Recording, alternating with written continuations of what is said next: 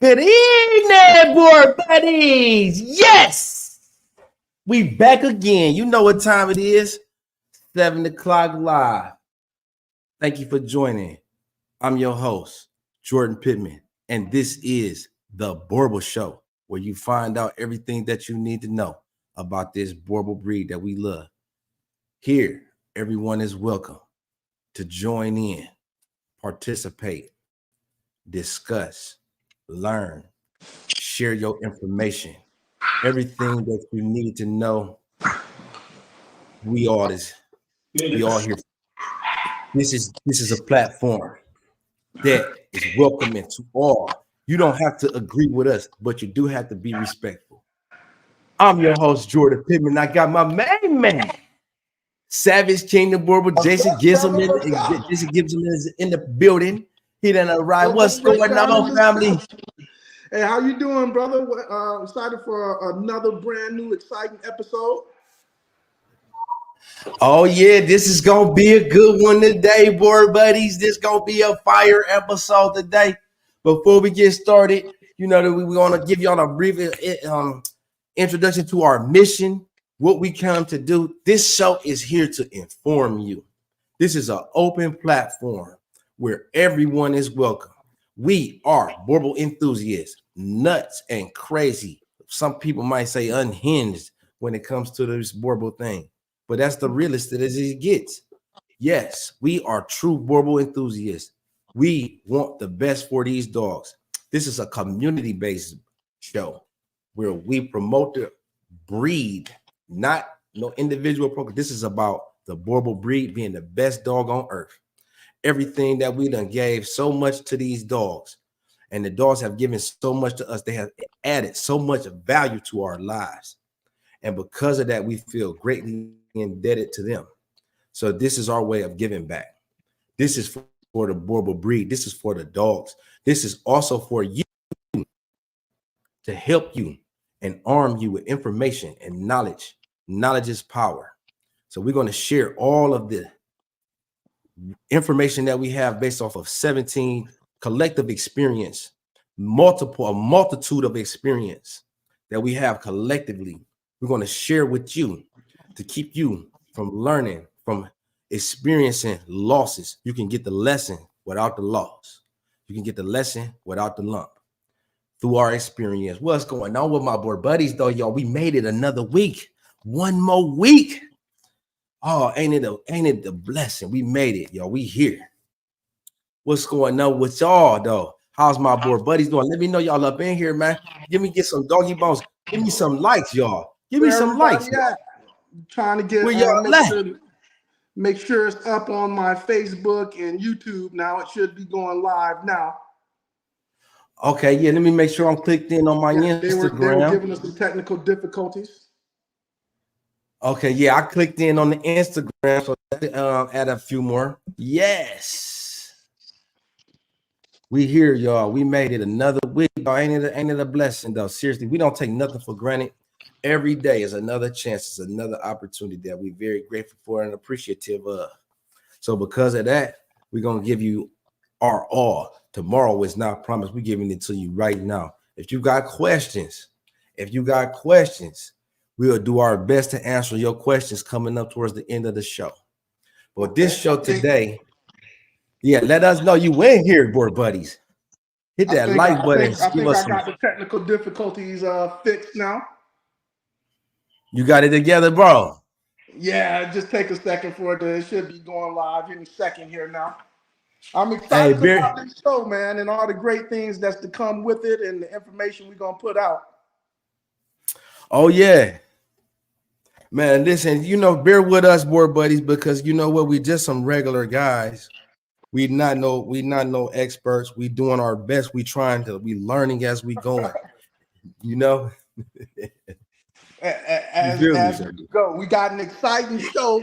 As you were saying, I've been taking notes. I've been getting everything ready, hoping we can keep providing the best of the best information for everybody.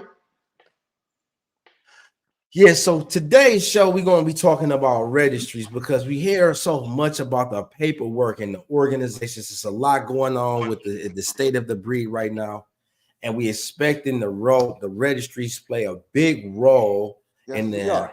the fate of this breed, of any breed. And historically, we want people to understand because there's so much gray area. It's so much that is unknown when it comes to these registries. And when we're talking about dogs that are registered, the dogs that have paperwork, there's so many different options. There's so many different avenues that you can choose. We want to make sure that you do the right thing that was best for you. Right. So we're gonna just give you a brief overview and explanation, how these organizations, these registries came about. It started back in like the first order registries was established. It was with the Kennel Club. Did you know that, big brother? Yes, yes, the original kennel clubs. Yes, sir. Where the original Kennel Club is over in the UK. And what they did was, as the industrial evolution came about, people had this thing that was known as leisure time. This is all new. So they had these beautiful dogs that we had been breeding all of this time, and people just kind of started hanging out on Sundays, and like it was just like a picnic. But we bringing our dogs with us, and then this was the origin of dog shows. So who was to say which dog was correct? They came up with breed standards, was the definition of this breed, and we started off with maybe 5 or 10 breeds. It has exploded to over 160 breeds, and we have the evolution of dog shows was found is based off of these registries. So the registry is the governing body. They record the ancestry, the history of the dogs that came before the dogs, and the dogs that as they come, where they come from. Yeah, is it indeed pure? The ideology is behind chasing a pure race, establishing pure races of dogs that breed true to form. So that's what this is all about. Establishing dogs that breed true to form. Each time it is a exact replica or duplicate of the dog that came but prior to it. Yep, And it was you're this hitting some key ideology. points. You're touching on some key points. I'm gonna be asking you some questions about. You see me fiddling around. I'm writing my notes, making sure we get everything for our viewers because you're hitting on some good things. You said dog shows, recorded history, registrations, and standards. So those are things I want people to keep in the back of their minds as we go along. Right, exactly, and it's I don't think that everybody understood that how the it's the origins, the history, the root of it all. Where did it all begin? That's how we know where we're going because we have to understand the original purpose. It was the very beginning was it's all about establishing pure races that breed true every single time, and they had this ideology that pure races exist. There was a such thing as being a pure race where you had, you know, identical traits being passed down every single time. But Yeah. what they later found out was you Some cannot. traits that were desirable and non-desirable traits, but don't exactly mean that they're not a purebred. So there's some traits in the purebred dogs that are more desirable than other, but there's some traits that pop up that does not cause this dog to not be a purebred. It just wasn't desirable at the initiation or while they were still developing the dog, but it is naturally occurring. And this is some things we'll cover that people get confused. They'll see a trait that isn't popular or that wasn't accepted in the past, and they'll be like, "Oh, that's a mix. That's a mutt. That's not a purebred dog." So we gotta separate the two of those: a disqualification, undesirable, and something that's not purebred. We gotta fix that because some people can't distinguish between those. Yeah, and it's good that I'm glad that you pointed that out because it is definitely something that needs to be understood because it's a matter of preference. Yeah, And preference. when it all comes down to it. And who A gives you lot. the authority for those preferences? Is it a bias? Is it an authority? Is what gives you the say, hey, this is the preference that we have or don't have, want or don't want? Right. And so originally As dogs serve alongside man throughout history, certain traits was deemed necessary. For example, color. We may determine that a white dog, if we're in the woods, may be preferential for hunting because we don't want the dog to get lost. We need to be able to spot the dog. Or vice versa, if we in hunting in the snow, we may want a darker colored dog. Or we may have a preference for a coat color or a coat length based off of the geographical location that we living in. So some dogs they may have to live outdoors. They may need a thicker 2-layer coat that helps to repel water.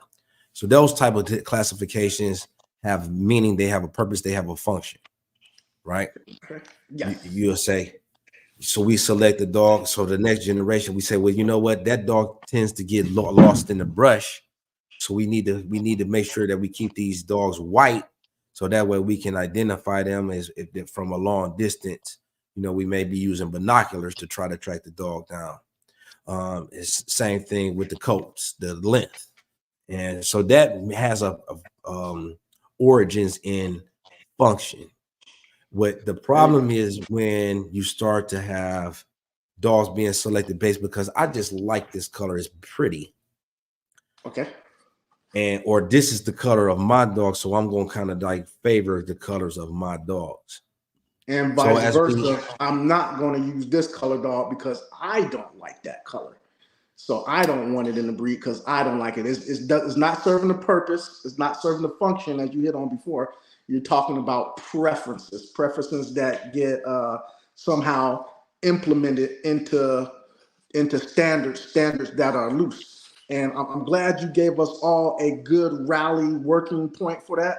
So if you can, brother, if I can get you, because yours is going to be more complex than mine, if I can get you to let everybody out there know your opinion on, in today's world, what is the purpose for a registry? What should a registry be providing you? How should a registry be affecting your kennel? What role does a registry play and should play in a kennel and in the breed? If you can break that down to me.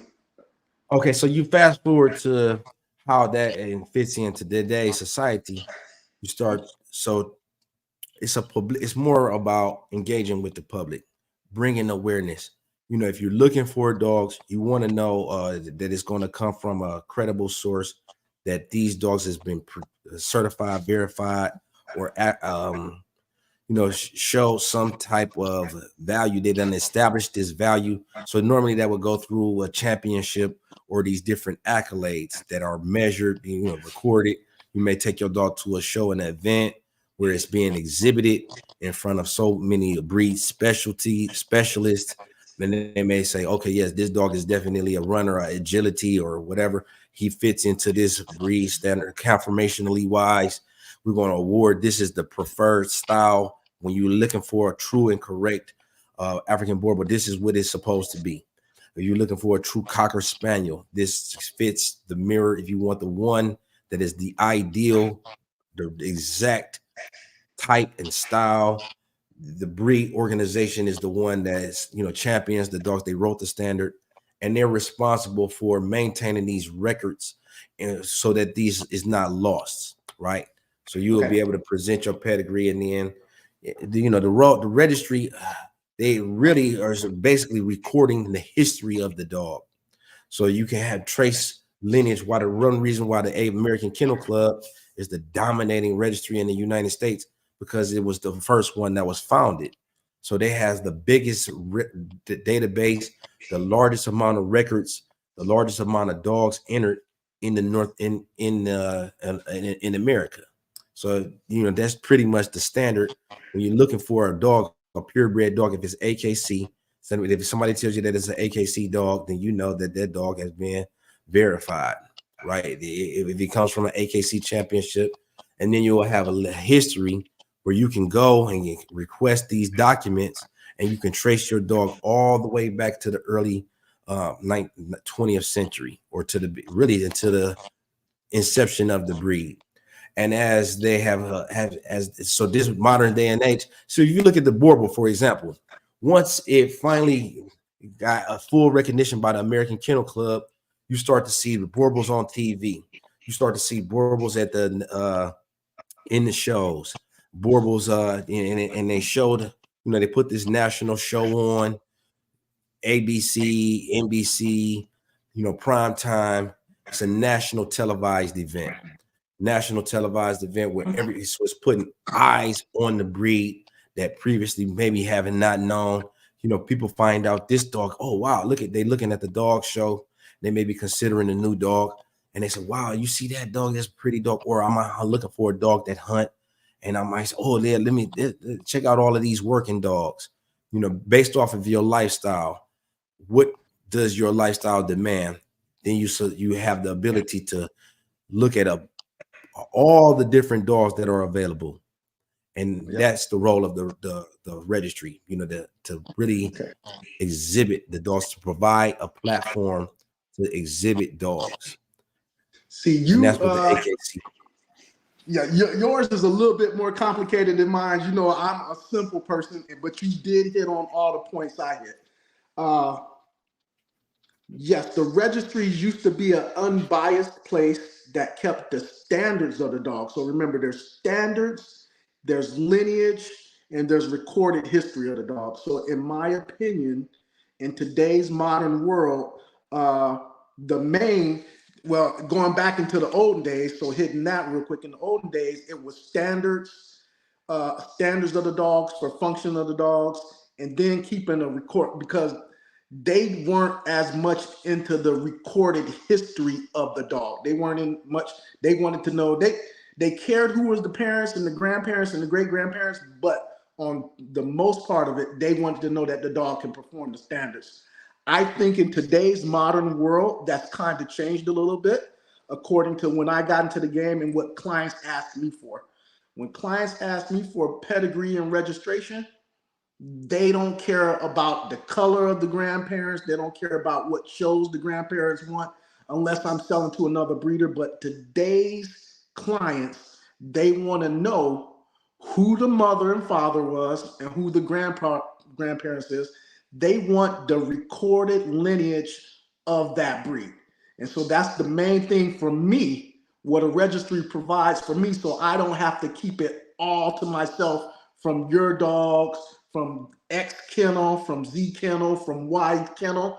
All I need to do is trace my dogs, but the registry will keep the lineage of all that dog's ancestry. So when I do my breedings and I come together, I can show a complete pedigree up to at least 6-8 generations back of the lineage. And clients always ask me, does the dog come with paperwork?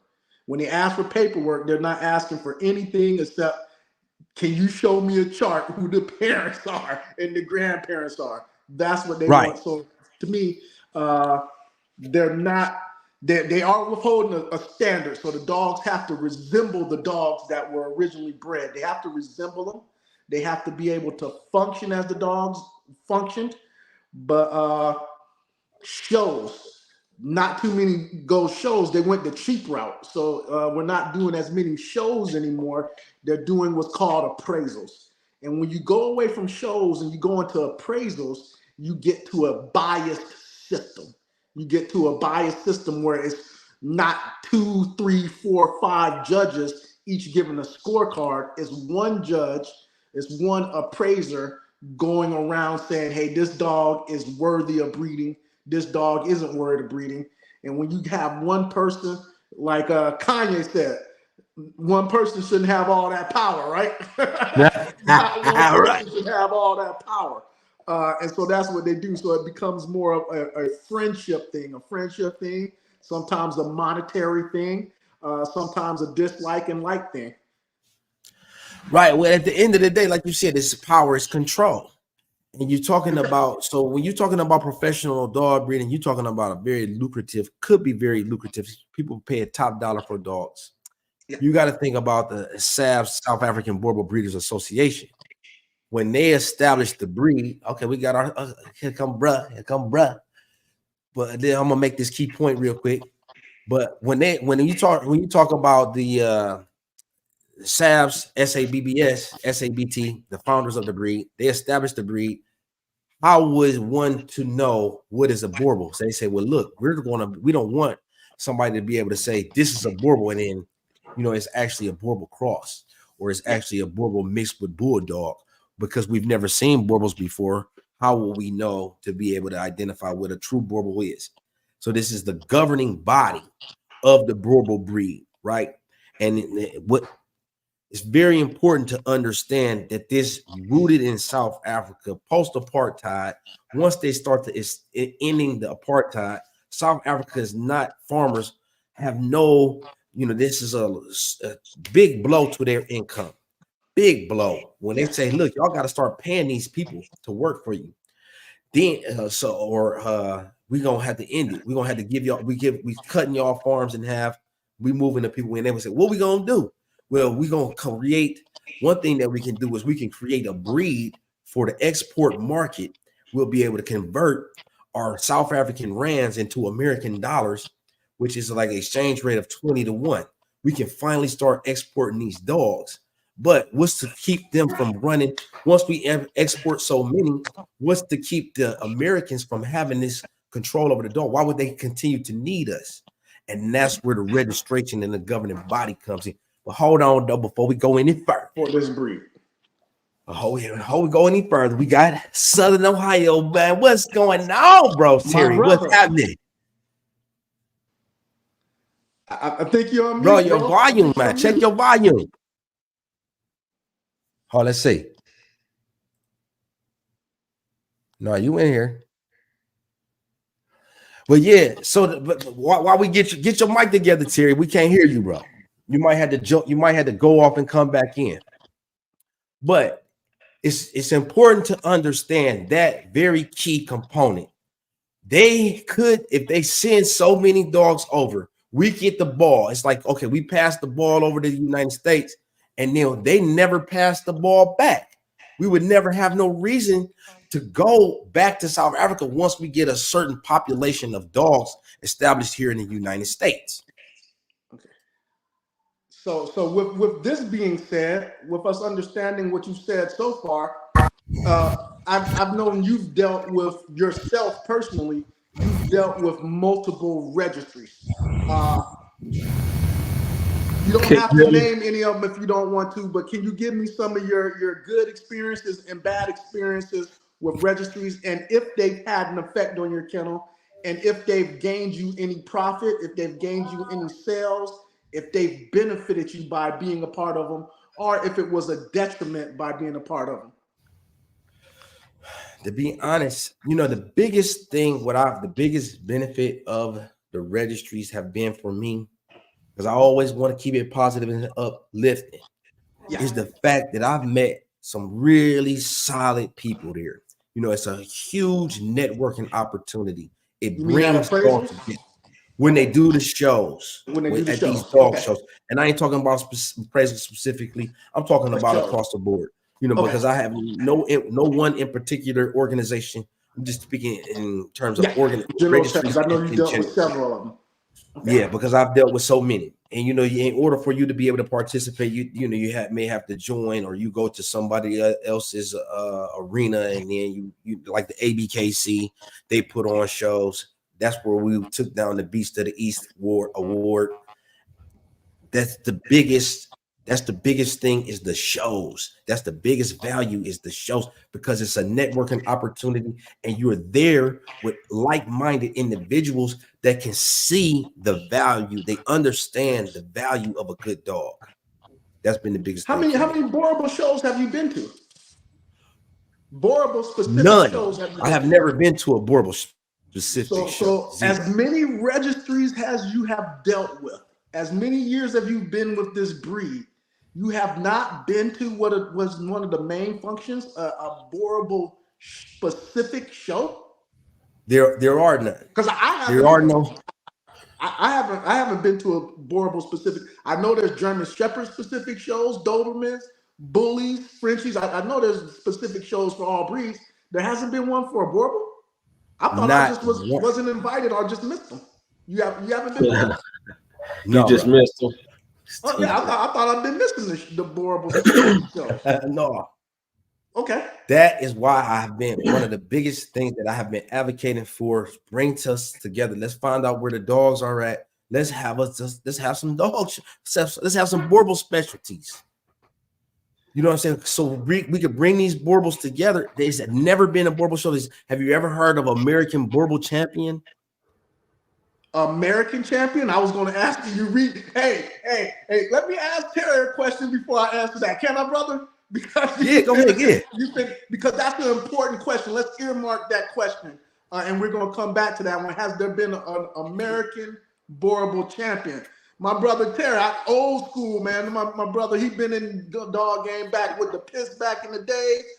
Simple question, brother. Does the dog make the registry or in the paperwork, or the paperwork make the registry and the dog? The dog makes the paperwork. The dog makes the paperwork. Okay. The dog makes the registry. The dog makes the registry. Has a registry ever put money in your pocket before? Excuse me? Has a registry ever put money in your pocket before? No, not directly, no. Okay. I've only ever paid for registration fees and stuff like that.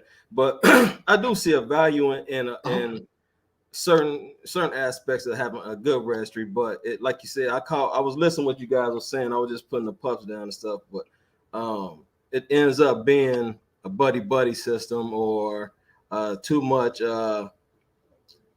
deviation from what the original standard of the breed, whichever breed it is. You know what I mean? Because at the end of the day, it's ran by people. You know what I mean? And people are always going to tend to make mistakes and want to deviate and change stuff when they're having issues making the standard. You know what I mean? So you get caught up in that buddy system and certain breeds and certain standards, certain registries. It happens all the time. But I tell you, for you and your client, one thing for sure, and another thing certain. If you got a great dog, right, and you don't know where it came from, and it's a true standard to that dog is true to that standard, that dog will outshine a dog that's just bred based on paperwork. Happens all the time. Yes, the papers don't make the dog. Period. It documents how the dog was made, but it doesn't make the dog. You know what I mean? So it's for you and your client, I see it more as a documenting type of service than anything. You know what I mean? Yeah. For you and your clients, what do you need from a registry? What do you need from a registry? What do you look for a registry? How does would a registry benefit you and your clients and your program? To be honest with you, most of my clients haven't even asked for paperwork. They don't even. I end up telling them about the paperwork in the registries.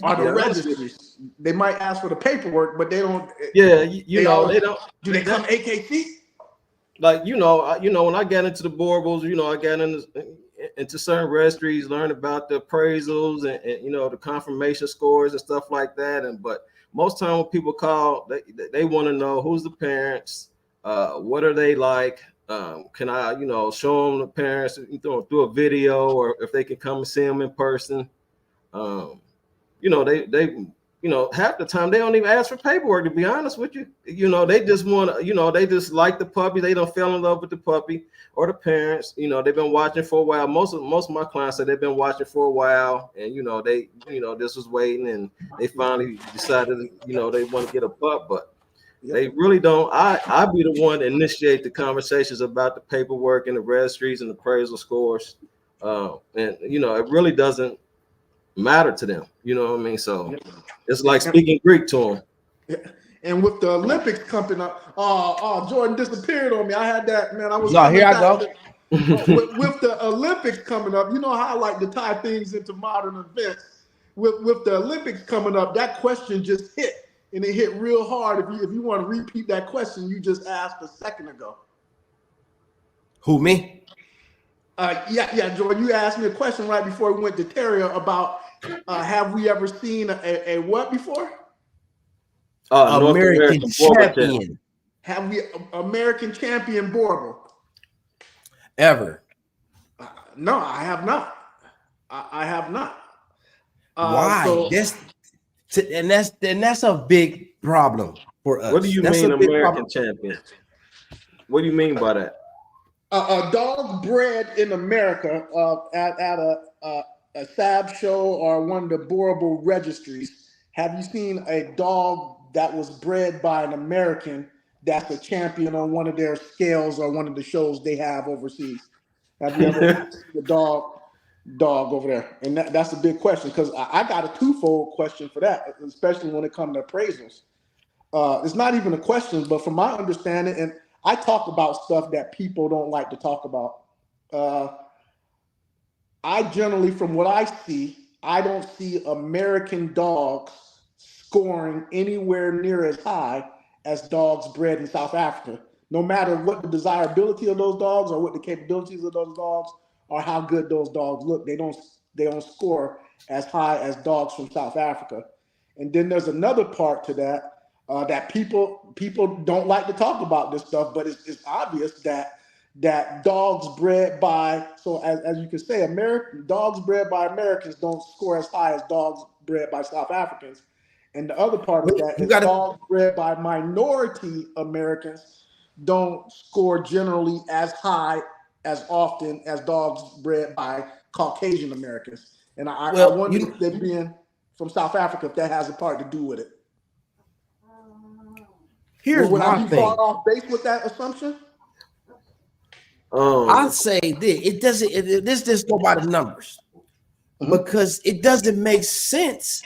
It's not in their best interest to champion dogs here in the United States and say they're just as good or as good and better than the dogs that they have over there, because that eliminates the need to bring more dogs in. If all the good dogs are already here in the United States, that kills the South African market.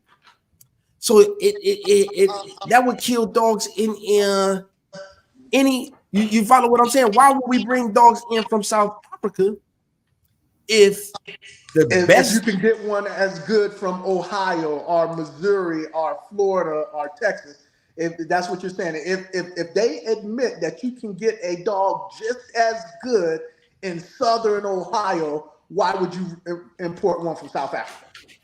Why? Do you guys get a lot of hits from people from Africa asking questions? Yeah, I do on my Instagram and Facebook page. Yeah. I was wondering about that. Like, why would they, you know what I mean? Like, why do they message? They looking for dogs over here if the dogs over there are 10 times better? It makes sense. I thought it was like a scam or something. No, I believe that at first too. I tell everybody that there are great dogs in South Africa, but there are just as great or better dogs in the United States. All right, let me play devil's advocate for a second. Yes, sir. So could it be that the dogs in South Africa are still bred more to the standard than the dogs here in the US? Because you have several kennels and people that just want big dogs. And if you look at the standard, they're starting to get too big to where they're out of the standard. So could it be that most breeders in the United States aren't following the standard? So it would be fair to say you won't win in a standard-based system when you're not following that standard. Okay, so now what I would say, okay, yeah, that's a good point. I'm glad that you brought that up. What I would say what we would have to do is compare the dogs in South Africa then, and we would have to look and see what are they champion out, and are those dogs true to the standard that they have original standard? And I think that the direct answer to that question is no. I mean, they're breeding for exaggerations. You look at the South African champion. I mean, you're seeing sway backs, saddle backs. You're seeing overly large dogs. You're seeing dogs that do not resemble those ones that we looked at on the farm, the ones that were actually working on the farm. South Africans, in my opinion, they're going to breed the dogs that they can sell to us. Exactly. They're going to breed a dog that they can sell to us. They're not going to breed a 140-pound working dog, because that's not what the majority of people are going to go over there to buy. The standards are very important. The standards of the size, the height, especially the temperament and the functionality is very, very important. But one thing I have to caution people about is that there's not that many working ranches. There's not that many. So we buy a working Boerboel. You can't have a working Boerboel in Houston. You can't have a working Boerboel in Bronx, New York. You can't have one in LA. You can't have one in Dade County, Miami. You know, you can't have a dog that's jumping 7-foot fences and doing this stuff. Those are liabilities. So some of the standards, of course, have been Well, just because it's a working dog doesn't mean you can't have it in certain locations. Like it all goes back to ownership and training of your dog. So because you got, first of all, you ain't gonna see no Boerboel jumping no 7-foot fence. You know what I mean? They don't. You know, like, but that's like saying you couldn't have a Mally, you know, because a Mally can jump a 30-foot fence. You know what I mean? And you know what I mean? It's all about ownership and how you train and handle your dog. First of all, you can have any breed anywhere, as long as you have, like I said, the correct ownership and training of your pet. You know what I mean? So I've been around every type of breed you can come across, and it's all, like I said, it's all about training, how you handle your pet. But I'm not saying working class. I'm saying just standard. You know what I mean? There's a ratio of the muzzle to the head. You know what I mean? Is that standard still correct? Oh yeah. You know what I mean? You know, the pasterns right. He's saying visual. Regulation right. You know what I mean? The top line. You know, that's what I mean. I'm not talking about, you know, the working is more about like maybe you looking as a part of their temperament. I'm just talking about the structure. Is that structure, is the frame, is the ratios still the same to where they're supposed to be? You know, that's what I'm asking. You know. So what I think, so I think what bruh is saying, what Jason is saying, that do we really have farms? Do we have a need to protect against lions? Are we protecting against hyenas? That type of the original function and purpose of the breed, and the dogs that can do that, most people can't handle it. Most people can't take a dog that's charging, that's looking to take out on patrol looking for lions. Nowadays, in today's modern society, that just isn't called for. And you saying from a visual appeal, do the dogs, right? You saying from a visual appeal, do the dog conform to the standard? Right. That's what that was just for my devil advocate. The reason why, you know, just saying, you know, are we still keeping within the visual aspects of the dog compared to what they're breeding in South Africa? And another thing, how would an American, you know, I'm just wondering, how would a dog here win the championship in Africa? So is it like a SABS? Is it a SABS registry we're talking about, or how does that work? That's, you know, it don't work. It's not gonna happen. It's never gonna happen. We can't win. So no, you've never heard of a dog in the United States competing in Africa? You know what I mean? So how, you know what I mean? How can we?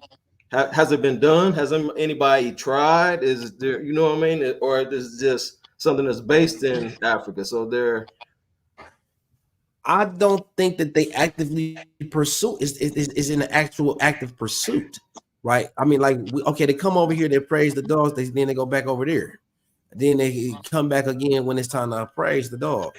But then in the meantime, in between time, they have regional shows in South Africa. They have a variety. They'll come over here and collect monies for appraisals, is what he's saying. They'll come and collect money for appraisals, but they won't hold a show here because they don't want to. Okay, look, this is a nice, you know, because they're already going to lower the scores of the appraisals, right? So if they have a show over here and crown a champion, so the best way to do it is just not to have the show. Just don't have the show. Don't have the show, so you can't have a champion if you don't have a show. They definitely want to be able to sell. It's very lucrative to sell the dogs here in the United States. I'm looking at a site right here, and I'm going to bring this up.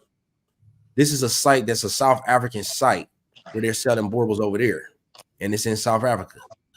And you can look at the prices. I'm gonna share this with everyone, and you can see that these dogs is going for only $400 or $500, 4,000 rands. If you divide that by 20, that's only like $100 for $200, $200 US. Here's a Boerboel right here. The website is not as good for you to be able to see, but the look at the price here. South 4 black purebred Boerboel puppies for sale. You got the price right there. Rands is 4,000. Divide that by 20, and you'll have the American income. So you're talking $200. They're selling dogs for $200. Where if you send it over here, that same dog, all black female puppy, if you send it to the export market, you're talking about $4,000 in US dollars. That's times 20 in South African rands. So it only makes sense to keep that market going. You're talking about support of the South African farmer and the economy. It only makes sense. We definitely don't want to sell the goose. We'll sell the golden eggs, but we're not going to sell our goose, which is the idea that the best dogs are here.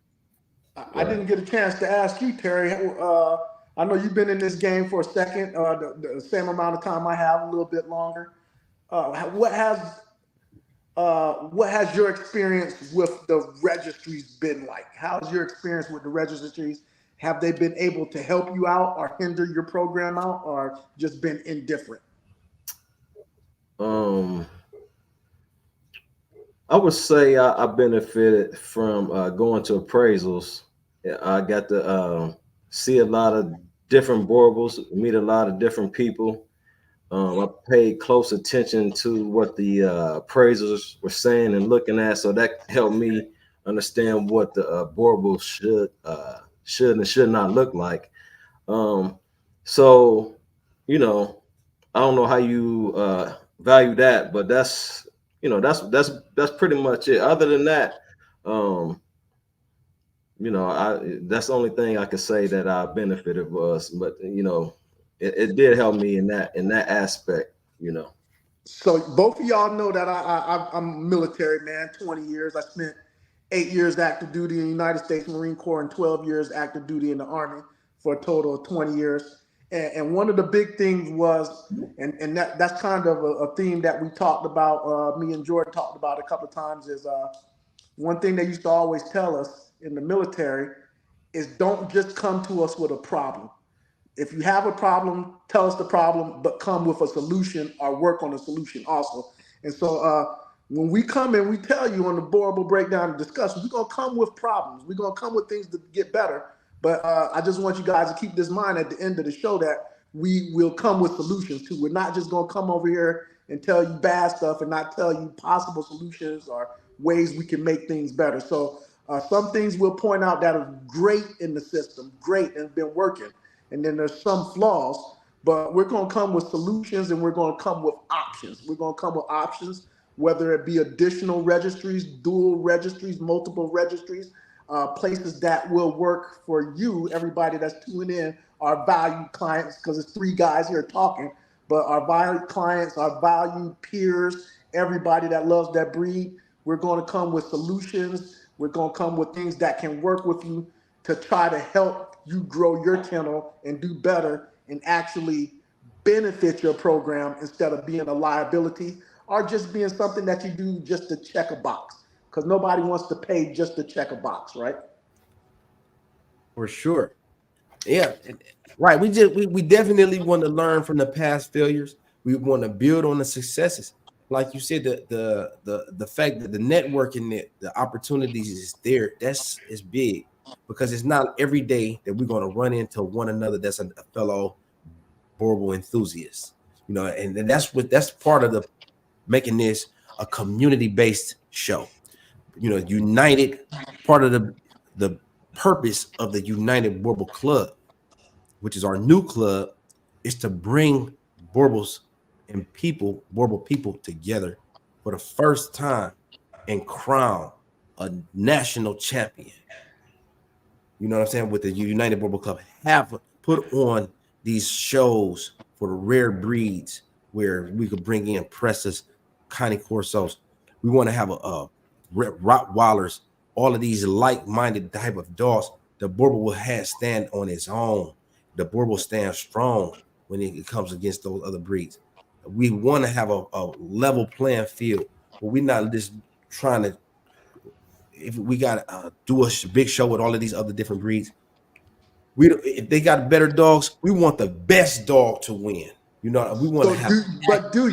Do you really want the best dog to win? What if Harris County? I hope it's not really a Harris County, but what if Harris County Boerboels that hate Jordan Pittman, that despise Jordan Pittman? What if they bring a outstanding dog to your show? Does that dog have a chance of winning at your show? Are you going to be biased because they don't like Jordan Pittman, they don't like Southern Ohio Boerboels? Do you really want the best dog to win? It's all about the best dog, man. I'm here for the dogs. We dog men. We not to cut you off, bro, but we dog men. You hear me? It ain't about buddy, because I tell bro, like, hey, he ain't him. Bro done told me, hey, you want to tighten that up. You see what I'm saying? We keep it 100. Like, hey, you don't want to breed that one. Okay, because I hear what you're saying. Like, we dog men. The best dog will win. It's all about the dog, man. There ain't nothing else. If it's anything we're on else, Boerboel breakdown and discussion. You need to And get out George of is always talking about everybody is welcome. Is everybody welcome, Jordan? Can anybody come to your show and stand a chance of winning? For sure, bro. It's some people out here that I might not never be able to see eye to eye with, but if they got good dogs, I got mad respect for what it takes to arrive there for a breeder to put out a good dog. I know the work, the sacrifices, the commitment. Absolutely, we're gonna champion the best dog, and then it's nothing perfect. Listen, I done did mine time. I done bought houses off dogs. I done built houses off of dogs. It ain't about me and my dogs. You know, I'm here for the best dog. I wanna give the award to the best dog. Period. Point blank. It ain't about me or nothing. It ain't got nothing to do with me. And that's why I'm always scream. This is a community-based show. This ain't about nobody's breeding program. All of us do very well with our breeding programs. You know what I'm saying? I ain't never seen Terry have no puppies left over. You neither. You know what I'm saying? And I know that it's a tough market out here. So this is what we're doing here is community-based. We're going to bring it together for us all. And then it's going to rise. It's going to get even better because when we really champion the best dog, more people will participate. I feel a lot of people will not show up because they feel that it's biased and they're being X'd out, they're being stumped down, they're being quieted. You know what I'm saying? So it's definitely, we got to have it where we cannot be self-serving. It's got to be about the people. It's got to be about the dogs. It got to be the dogs got to come first. So everything that self-serving. So if Savage Kingdom Boerboels, who you have financial ties to, if we roll up looking real good, but we got a dog with 3 legs, a hunchback, missing all his teeth, I can't walk away with the trophy? No, sir, bro. No, we gonna tell you straight up. Hey, listen, bro. You know, you got some work to do. You be lucky you get to go home with that dog. Shit. You gonna tell me to go home with that dog? Lucky you get to go home with that dog. Shit. but not with the trophy. Okay, so they got the best dogs keep it real. Great grit on here, looks like. At these shows, we're gonna keep it real. The best of the best will rise to the top. We'll decide. The judges, the appraisers decide fairly. It won't be any money exchange behind the scenes. It won't be any publicity stunts. It won't be you're one of my oldest and best friend type situations. Right. Won't be no more of that. Okay, we're gonna wait till put your dog at the last dog, and then we're gonna bump your score. You know, we're gonna hey, listen, man, you just wait until everybody goes home, and we're gonna score your dog. That's why we're doing ours live and online for everybody to see. You know, we agree on what we're saying is true or what's fake. You know what I mean? What's real, and then you can see, hey, do you agree or not? It's debatable or not. It's not all of this secret stuff. Hey, we're going to wait until everybody goes home, and then we're going to crown your dog the #1 dog of the day because you my best friend. That is not fair to the dogs. One thing that I will commend the bully guys that I had went to that Beast of the East show. They really were there about the best dogs. And the man told me, he said, "Hey, listen, that's $100. I know it. A lot of these people is upset because it was a bulldog specialty, but a Boerboel is also a bully style type of dog, and we there for the dogs." And he said, "Man, this is the guy that he's a bulldog man for 20 something years." He said, "Listen, man, that's $100 bill is $100 bill. You can't change that." And he said, "Man, your dog, I know a lot of people ain't going." This is when him handed me the trophy. He said, "A lot of people ain't going to like this, what we doing, but that's $100 bill right there." Passed me the trophy. He said, "Congratulations." That's respectable, man. That's respectable. And everybody and their mama can see it for themselves. Everybody and their mama can see that that's real. That the dog deserved it, man. Everywhere my dog went, everywhere we went, we had eyes, man. We had eyes on him. Was So that Balto? yeah, we're Balto. Yeah, boy. It's So, nice. again, Yeah, and I mean, that's it's highly respectable. It's highly respectable, and it's something that I felt like was a good example. It made their show validity. It had valid. It was valid. You know what I mean? It was non-biased. So it made it. Hold on, pardon me for a second. What's going on out there? Yeah, that's my house now. all right, I had another question for you, T, over there in Southern Ohio. What is it? Hey, let me hit y'all back. I know you had hosted a show before for a registry. And so I know you got to see the inside process of how things work and how things don't work at an appraisal.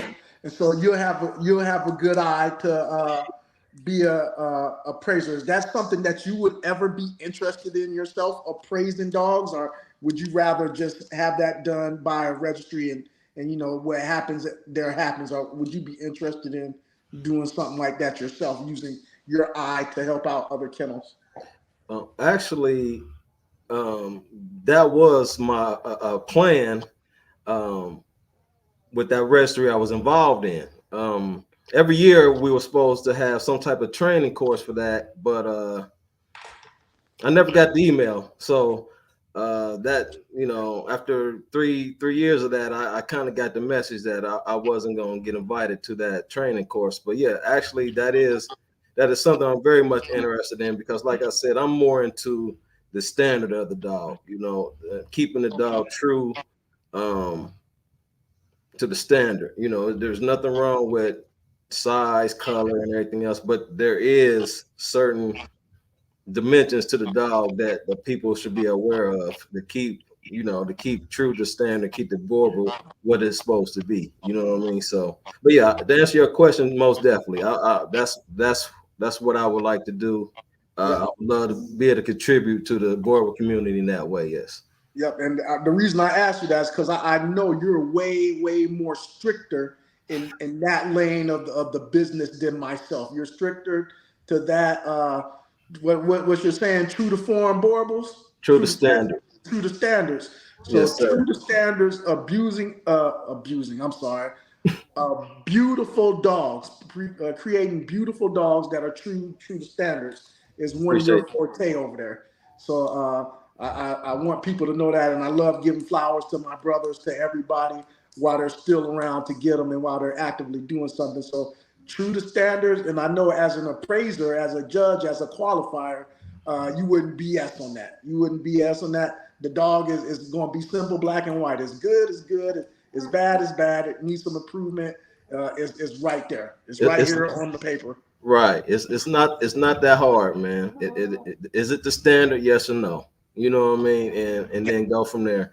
But I definitely am looking to further my knowledge on that. So straight facts. Okay. I don't know what straight facts is about, but yeah, I appreciate that, brother. But yes, sir.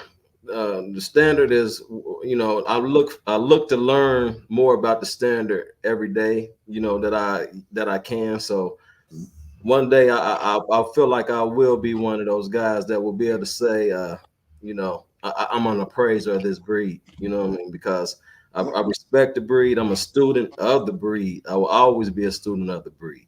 So I'll get there. You know, I'll get there. Well, I, we I got I got a good idea already, and I got a solid base. I know what they do. I've been to a couple different registry appraisals. One had two judges at the same time. The other just had one. But I paid very close attention to what they were looking for. So, and that's what I've incorporated into my program. And like you said, I am very strict, and I think that's Yeah, the reason why it's and that's a taking me good thing. That's a so good thing. long to get to where I'm trying to get. But I'm patient because I just don't mix anything together.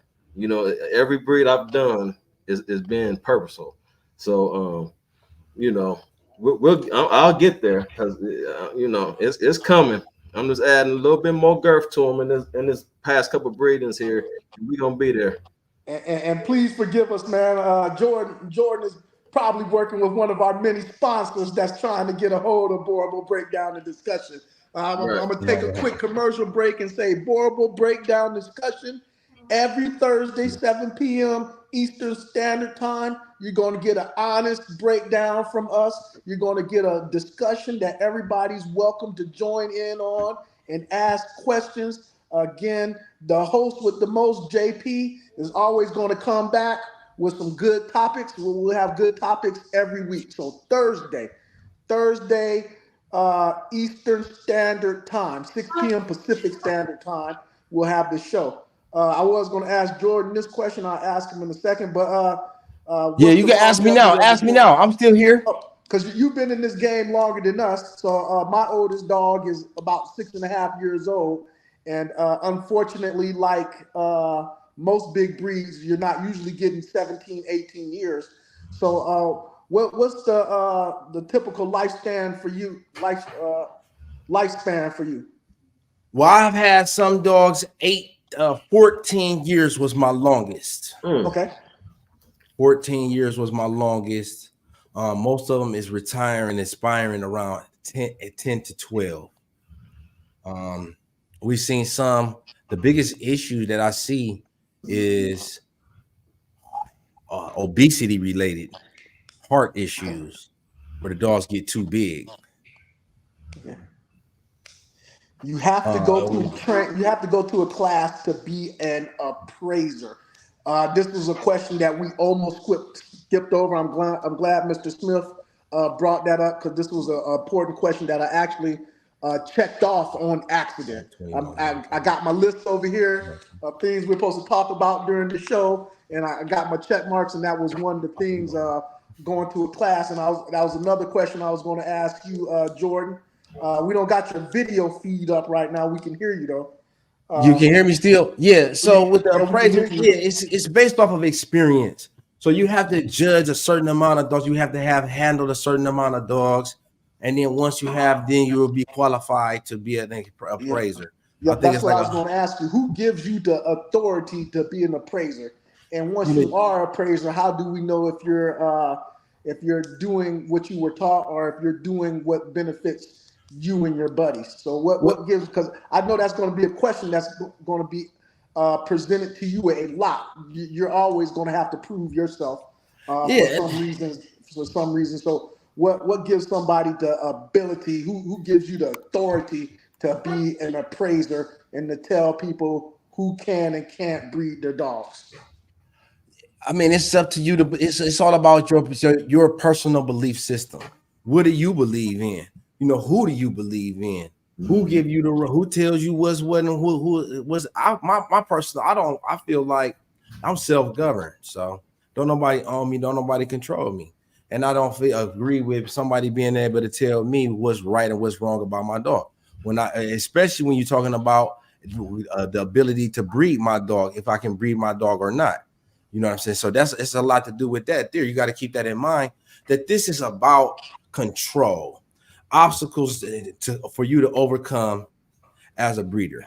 Do you have the means to travel across the country to come and present your dog to me for this certification? And at the end of the day, this is an opinion based. It's an opinion, a visual appeal. It's one person's opinion, and like that's what it's all about. What's your level of expertise? What's your level of experience? What do I have to do to get these qualifications? Well, let's set it up. That's something that we need to establish. That need to be clear cut across the board. How many years of experience do you need in order to be a appraiser? What do you need to do? What are your qualifications? What makes you an appraiser? What makes me an appraiser? Because that's what it's all about. That's why we're doing it the way that we're doing it, because it's up for the community to determine what is the true values of the dog. What do you see?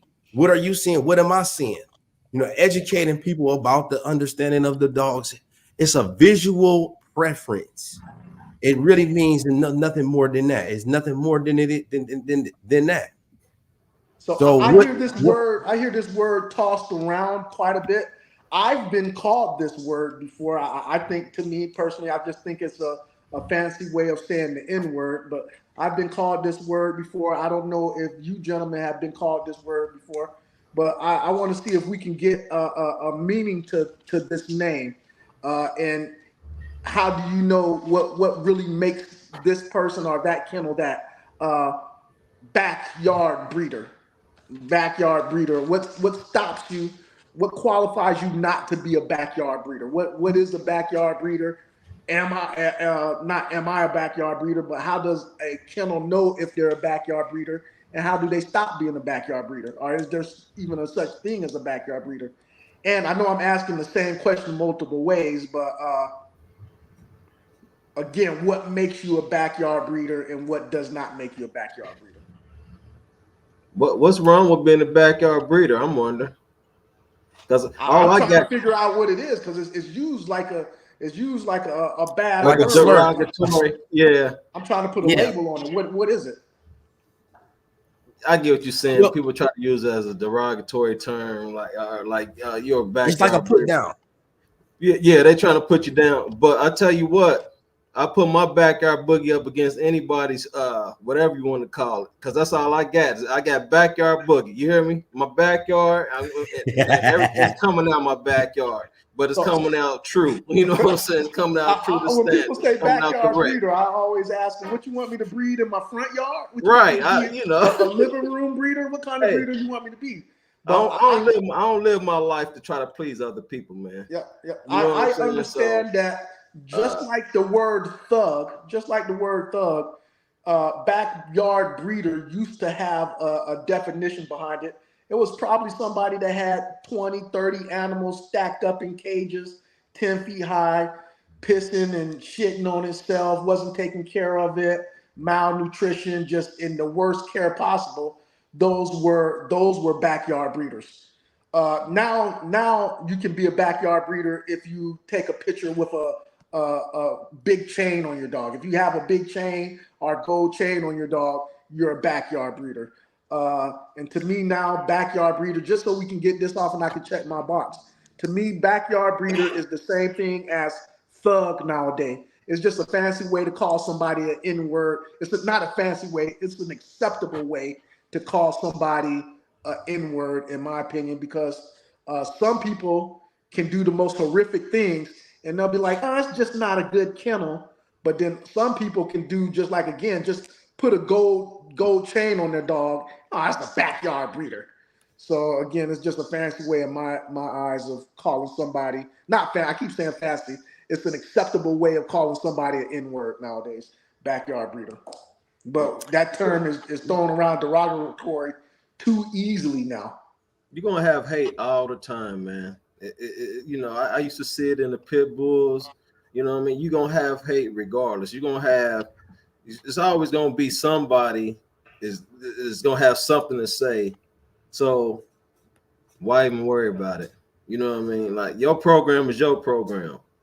You know what I'm saying? Exotic's program is exotic. The other people, I just respect everybody's program. You know what I mean? Whatever your program is, whatever direction you're going in, I pay respect to you because that's your program. But at the end of the day, somebody always gonna have something to say, man. You know what I mean? Everybody, backyard breeder or this or that, or he don't this, he don't that.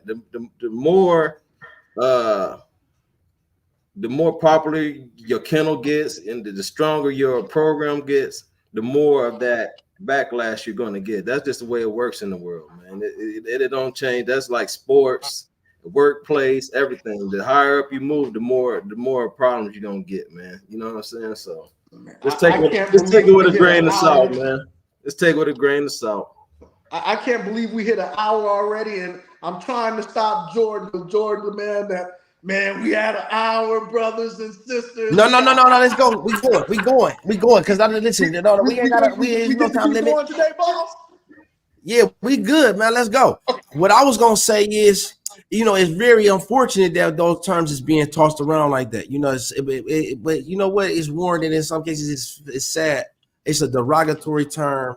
It is not necessarily race specific. I feel like because you could be a backyard breeder, it really has to do with the class of the dogs, man. How you're caring for your dogs. Whether you can have 2 dogs, but it don't have to be 20.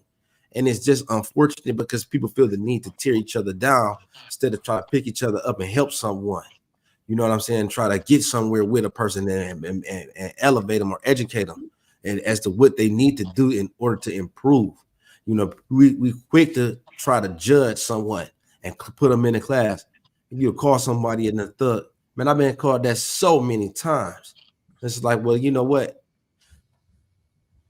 I guess all of us have got a little bit of thug in them because I'm not no different than the next man. I'm not no different than nobody else. And if you make me mad, I don't want the upcoming people behind us to get swayed away or get down if they hear this term. Because if you look like you're doing the right thing and you're doing the right thing, that term's still gonna be thrown at you. It's still gonna be thrown at you. Just keep your dogs foremost in your program. Make sure that you practice good animal husbandry, that you're taking care of your stock of your animals and you're treating them right. And my dogs are all bred in the backyard. If you ask me, every single one of them been bred in the backyard. So what do they really expect? I mean, don't even get caught up in that. It don't even get caught up in that. It's not something, man. Come on, man. Seriously, it's something that it's a troll. It's something that trolls do, and they want to spit that out there. They get a reaction. I wear it as a badge of honor. That's how I do. Yeah, you got right. You know what? Yeah, you want to see a thug? Keep on talking. But I don't. Try to keep it smooth and cool and be a professional about it. Because remember, they're trying to get you to crash. They're trying to get you to crash. They feel like, let me see what I can do to get up under this guy's skin and provoke an emotional response. And to me, it's nothing more than that. You know what I'm saying? They're trying to get you because you're winning. They want to get you off your square. It's probably 9 times out of 10 somebody that's don't even have a dog. They aspire to be like you. It's a come from a form of jealousy and envy. That's where it really comes from. Because I ain't never been the type of person that I got to stand on somebody else to make myself look bigger. I ain't got to put nobody down to make myself look taller. You understand? I'm just not that type of person. So I don't understand the type of logic, but I know that it does exist. So I don't talk about people. I don't call people out their name. You know what I'm saying? Unless we call it names, like if we playing the dozens, that might be different. Like if we roasting each other, that's different. You know what I'm saying? You just dated yourself, brother. You said the dozens. That's the one bit of negativity I wanted to get off my chest today. Because this show is about uplifting and positivity and keeping it positive and advancing the breed. I'm always going to hit on one touchy subject during one of the discussions, because during the breakdown and discussions, we have to talk about the good, the bad, and the ugly, but we're always going to circle right back around to the good so we can make sure that everybody that watches Boerboel Breakdown and Discussions every Thursday, 7 p.m. Eastern Standard Time, that they have something to look forward back to and gain some knowledge from coming in every Thursday. So you're going to hear the good, the bad, and ugly, but we're going to start with good and we're going to end with good every single time. Yeah, and I'm glad that you said that. I'm glad that you mentioned that though, because I want to clarify my position too. I want to say this before we get off, because I want to make sure that it's very well understood.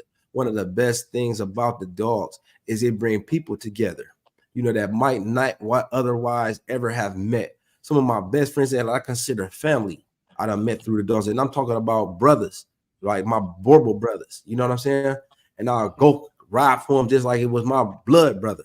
And it's more important to that's one of the biggest benefits. It allows us to cross these boundaries that we might not otherwise have been able to do, bringing people of all races together. I don't see race, I see people, and good people. And it's the best thing about the dogs to me is that it brings people together, that from a place of love. So that I don't really see black and white. I see dog fur. I see dog. And I'm gonna steal that from you and copyright it. I'm gonna steal it and copyright it, brother. You know me.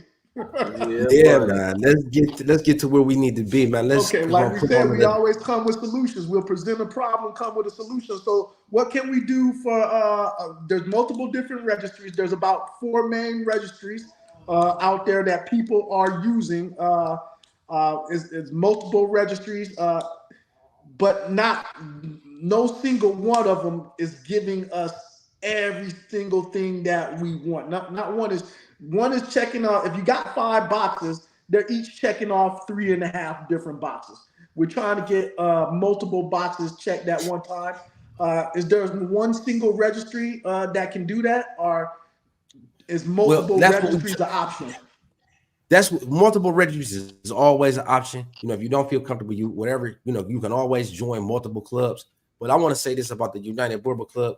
What we're doing, we're bringing everybody together at a centralized location.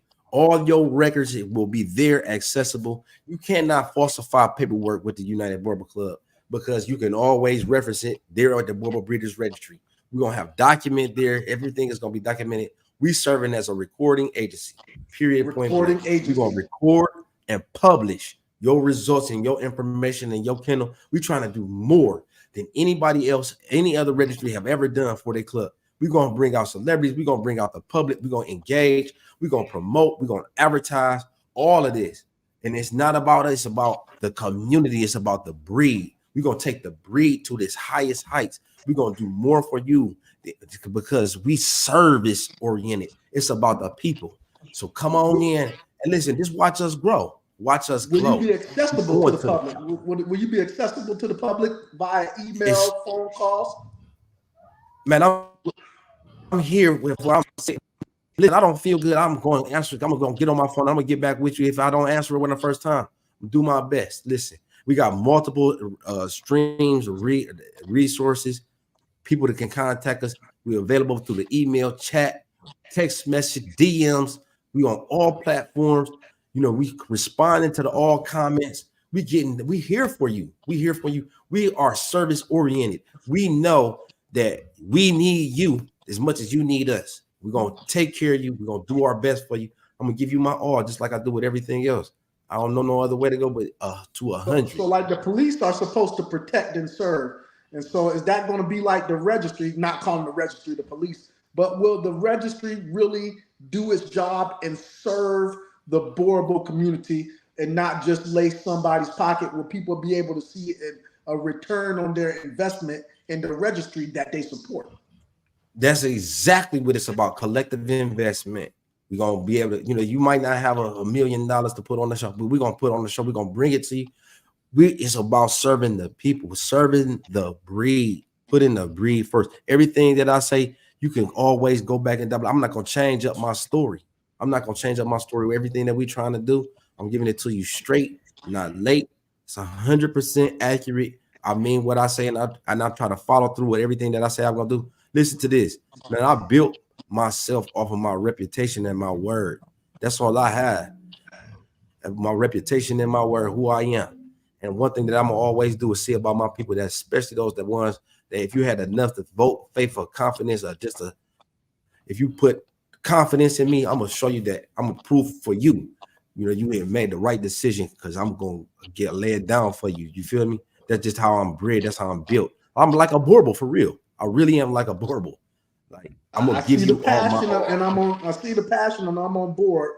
And Savage Kingdom does not participate in stuff that they don't think will be of value to the kennel and to the community. So I'm on board. I see the value of what you have in store. That combined with, like you said, you could do multiple registries, and I can see a return on the investment and being able to also invest back into the community.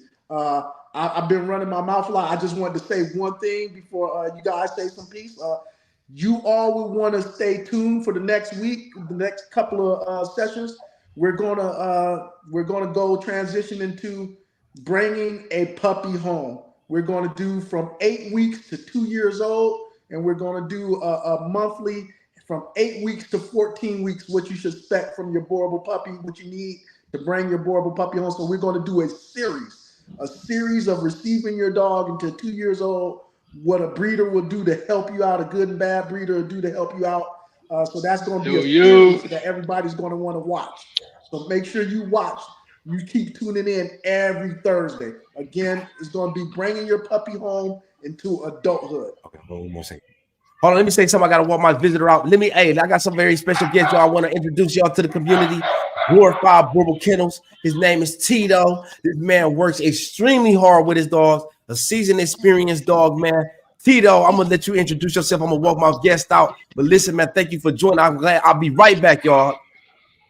Hey, nice to meet you, Tito. Introduce yourself again, brother. Yeah, my name is Tito, man. Originally from Jersey, New York, and Puerto Rico. Okay. And I got it, I just got into this Boerboel game probably say 2 years now. My first male. I got one off of Pearl to Bagheera. Okay. And then my first male, I got it from Elite Guard Boerboels down from Ru in Portugal. It's a double Rubinstein. Hold on one second. Hold on. I'm gonna have to talk to you about that process of getting your dog from Portugal. I've been looking a couple of. I'm gonna have to talk to you behind the scenes about that, bro. Yeah. So I'm new to the Boerboel, but I've been in the game, in the pig game, a lot of years. I was in there for like 20 plus years, So I got my little thing. I'm just learning how to getting into the Boerboel game and knowing the ins and outs. You know what I'm saying? And learning a lot from y'all. So salute to y'all. I ain't gonna lie to y'all. I used to have the Hargrove Rufus stuff, the Eli stuff. Okay. Yeah, I had that dog Chulo. Chulo. I had Chulo. I had a few good hands. Dealt with the Red Boy Jocko stuff, Mayday stuff a little bit, but I was more of an Eli fan, Yeah. Dealt with old man Mountain Man Home, all that good stuff. But that was the past, big bro. So now I'm here. That helped me understand your mentality a little bit. You know what I mean? Yeah. I see. Oh, he's a serious dog man. Hey, listen, go ahead, bro. I just happy that you joined. Like I said, this open platform, anybody can come on, but my bro, he locked in. He's serious about his dog. So much to the fact that, hey, listen, he take every day. He don't miss. Sure. We got a question. Let me answer this question. I love that. So let me answer this question. Gregory Brown says, what health testing requirements will be met to be joined the registry? That's a great question because health testing is very important, but it's not going to be required. We got a star system. So your dog can gain stars on your pedigree. We're going to give weight to the pedigree. So to the paperwork, to your registration. Once you get health tested, DNA tested, you can gain stars up to 5 stars. We're going to have working qualifications, athletic qualifications, different levels. Each time you earn a star, that'll be added to your pedigree, added to the registry, to your profile, to your dog's profile. So we're going to be building online profiles so you can verify, see who dogs have what. And some people don't health test, some people do. We're not trying. It's not our role to say who's and what's what, who's right and who's wrong. We'll let the people decide. We're going to present the information, let people know that this is important. We're going to celebrate the ones that do, and we're going to encourage the ones that don't. But I don't think that we're going to make it required. We're going to just try to educate people so they can make informed decisions on what's best for them. If that makes sense. Yeah. That sounds genius. That sounds off the chain. I'm sorry. Go ahead, Justin. Oh no, I was just saying, like, man, with that star, what you just said, that just clicked. Just because you told me before, but watching you actually say it, that just clicked. So I like it. If you go over that one more time, brother, because I think, man, that was very fantastic. That's a great idea with the star program. I think that's really good. Yeah, so we're going to actually give weight to the paper, so you can get it like a red paper, pink paper, blue paper, gold paper, diamond paper, 5 stars up to 5 stars, right? So let's just say you do you're trying to get a 5-star dog, 5-star dog. That means that he's DNA tested, health tested, he's been work tested, so he may be doing some weight pulling.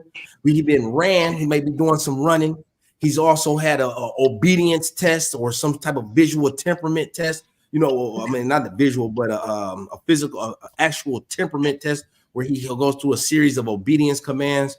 We may have a working dog test. We may have a defense test, right? We want to have specific breed-specific tests that measures the value. That way we can say, okay, well, I want to make sure that I'm not losing my dog's athletic ability, right? So I'm going to seek out somebody that's been verified to have went through a 2-mile test in a certain amount of time.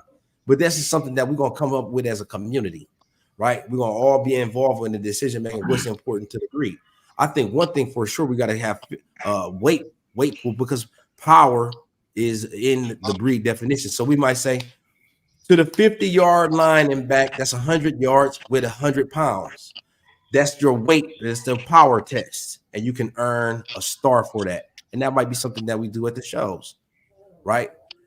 You get your DNA test. You submit the DNA test. Now you got 2 stars, right? You want to get your dog all the way to 5 stars, you're going to have certain qualifications, and this will all be attached to your profile, all attached to your pedigree. When you can present your pedigree, you'll be able to say, I got a 5-star. My dog is 5 stars. Okay, and you'll have verification on it too. So Savage Kingdom can't slip you $500 and get 5 stars. No. That's over with.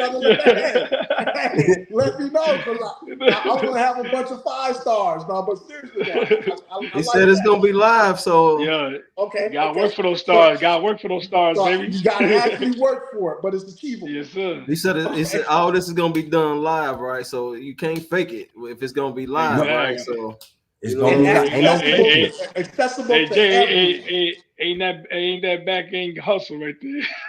No, ain't none of that. No, accessible to everybody. It's gonna be accessible to everybody. You're gonna submit your DNA test, and then it's gonna be presented on the profile on the breed registry. Everybody can see what's going on. You should make sure that test gets presented regardless of results. Regardless of the results. Regardless of results. Right. Once you submit, it's up there. You check the box and say I consent to. Can't change your mind after you get the results back. It's got to stay up there. You know what I'm saying? Because somebody's shit gonna come back wrong. You know what I mean? It needs to be up there. Then it's up. Then it's up. Right. Straight facts. It's up. Then it's stuck. Okay. You know what I'm saying? Yeah, I think that's gonna work out lovely though. Yeah. Right. That's discussion, not just bringing how can people submit suggestions? Hey, we open for suggestions. Don't forget to sign up to subscribe with your email address. That's very important too, because we want to make sure that we keep in touch with everyone. We're gonna be passing stuff through the email, passing out information. Always stay tuned to the Facebook, the Instagram. Subscribe to all of our channels. I mean, it's enough of us going around. You got Savage Kingdom Terry, Southern Ohio Boerboel, Thorified Boerboels, exotic Boerboels. The information is out there. Our school app, we're going to have private conversations. That's where a lot of information is going to be released firsthand. That's where a lot of ideas is going to be formed on that school app. And you can see that through the United Boerboel Club. We're going to post all of the links in the description. But, we're very transparent and fluid with our information exchange. It's just a constant. If I have the information, you'll have the information. We are consistent with what we're doing. We are accessible. So it's going to be there for you. We're here for you. Right on. That's what it's all about, man. Building a community. That's what it's all about. I love that, man. Again, stay tuned.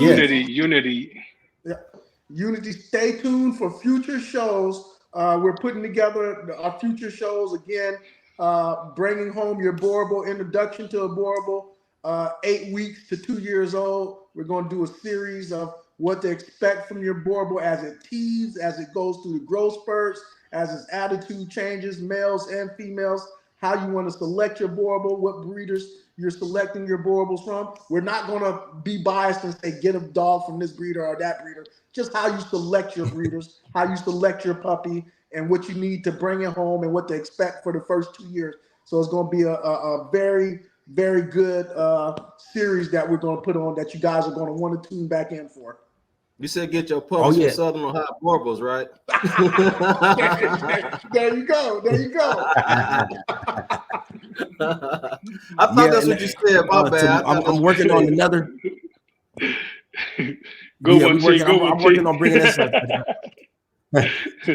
What you working on, bro? Yo, much love, though. Much love. I really appreciate y'all. Seriously, though, everybody that came on today, everybody that watched, and stay tuned. I hope y'all picked up something. We're going to be bringing in more special guests, people that can add value, to give you tips and tricks, special dog trainers, people that's experienced and enthusiastic about dogs in general, not just Boerboels. We're taking it across platforms. We're talking about nutritional specialists, dog trainers, behavioralists. This is going to be a place for you to pick up some information, that you some tools, real tools that you can use to further your program and knowledge and understanding of dogs. Everybody here, we come from all different backgrounds. So we all bring different levels of experience to the breed, to the table. And I think it's important to be able to exchange and grow and learn from the past experiences of others. I'm real big on, seeking out counsel from others, different perspectives. And I think this is the real truest value. It's so many, like we're talking about, we're bringing in, all different arenas of dogs, though. All different arenas of dogs. It crosses so many different platforms. You're talking about dog hunters. Remember, we got the guys from Florida, the hog hunters. They coming back to check in with their experience. We're talking about regular dog owners, dog enthusiasts, there's people that's dog trainers, behavioralists. You will gain information if that's what you're looking for, knowledge and experience, real, true, tried and tested. That's what this all about. So we go. Yeah, y'all ready? Y'all ready though? I could go all day. I'm so excited. I was waiting on this all week. We got to save some for next week though, and make sure that people are able to watch the entirety of the show. So we don't want to ask them for 2-3 hours of their day every week. We're going to try to stick to, if you give us an hour every week, we're going to give you the best show of Boerboels in the world. Give us an hour, sometimes an hour and a half, and it's going to be worth tuning in, and we're going to make every minute of that something pleasurable, something that you can learn from and grow. And you guys are going to grow with us. Amen. That's right. That's right. Let's do this. Really appreciate everyone that took their time. If you took a minute out of your day, if you just took a second out of your day, I appreciate your time, because that's what we're not going to get this time back. And we're going to give you the best that we can. I mean, it means a lot to us. So I'm appreciative of everything. I don't take nothing for granted. The smallest things count to me. It's just like, I'm just like with that dog. I'm looking at it. I appreciate everything. So I don't know about y'all, but I'm starting to look forward to Thursday just for this. I ain't even gonna lie, man. I don't even. Hey, this a whole new app. This a whole new thing for me, man. I ain't even hold you. I'm like, man, you ain't lying, T. I look forward to this every week. Right. Week, bro. Hey, I appreciate y'all sharing y'all time with me for real. Cause I enjoy the conversation. Every week I'm looking more and more forward to getting on here. So it's helping me get out of my shell, man, because I really do not. You know what I'm saying? Hey T, I'm with you, bro. This is my You know first what I'm time saying? doing So I this. appreciate y'all brothers, man, for real. You know what I'm man. saying? Yeah, All man. love, all love and respect over here, bro. All day, Right every day. on. Much love, y'all. Let's just keep moving up together, man. You know what I mean? I believe in unity and togetherness all day, every day. We can take over, man. That's all I can say, man. There you go. Yeah, The yeah. best Right? horrible Hey, podcast in the world. We're gonna keep it that's that it, way. man. It's the best dog in the world, bro. Best dog in the world. And so you need I ain't a gonna podcast to talk about it. And we're open to exactly, man. suggestions. So you can call us, contact us throughout the week for some stuff you'll want to see on the episode. If you feel like you didn't get an answer to a question, you can hit either one of us up, all of us up, and we'll try to, if we don't got the right answer for you, we'll get it for you. So this show doesn't end when Jordan signs us off. This show, the rest of the week, you can come back to it, watch it, gather, write notes, and come back and ask questions, and we'll get you the best possible answer out there. Again, it's for everybody. If you've been in this breed for 25 years or 25 minutes, we want to hear from you. We want to learn from you, and we want to hopefully depart some knowledge to you because it's about the Boerboel, and that's why we're going to break it down and discuss it. Right Let's on. do it, That's baby. right. Let's That's do right. it. Next Hey, Thursday. Let's go. And this how we sign off, y'all. We thump that chest 2 times, boom, boom, Salute, baby. and then Let's go, baby. pound to the thing, and then we gonna salute like this. Out. Hey, until next time, my friends. Y'all stay Much up, love, brother. y'all. I Hey, nice appreciate meeting you, it. my brother. Thank you, brothers. Man, Thank you for tuning in. nice to meet you all, man. God bless you all, brother. You too, brother. Don't be a stranger to the All show. right. Hey, I won't, brother. This is my Yeah, first come time back, doing y'all. this, man. I'll be back for sure. I'm gonna be Right on. showcasing my dogs. All right, y'all. I'm coming in with this working Boerboels, man. I'm telling you, I'm coming. Oh yeah. I'm coming. All right. But all together, Next week, man, all y'all. together. We got this. Until then. All right, Peace. Yeah, brothers. Y'all be safe. No rush, go on, move dumb. Back and forth, push and shove. Make your peace and love turn to peace and glove.